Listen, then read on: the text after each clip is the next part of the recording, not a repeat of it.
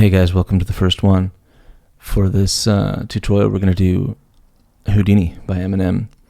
And there is one chord. I know that I promised I was just going to do triads from A minor. And if you haven't watched the first video, definitely watch the first video where I talk about all of the chords in A minor. But for this one, there is one kind of fancy chord, but we don't have to use it. I'll give you a few different options. So let's jump into it. Pop Academy. Chord number 1 in this song is the 1, and then we're jumping over to the 4, and then we're jumping over to the 5. So the caveat to this is that we're not going to play this chord. We're going to hop up one semitone, 1/2 step, and we're going to make that major.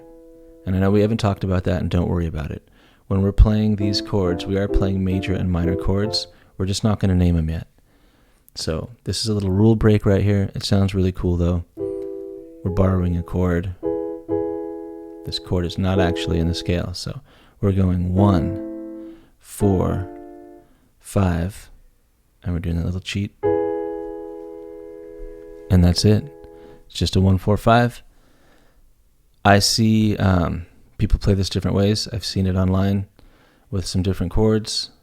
A 1, a 4, and then a 5 where there's a 7th added, which is cool.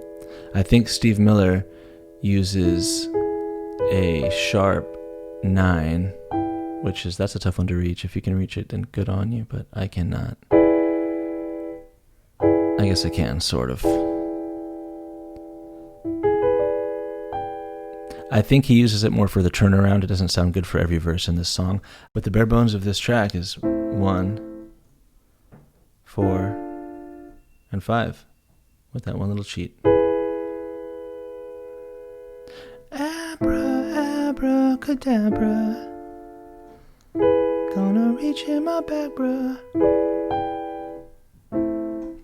All right, see you on the next one.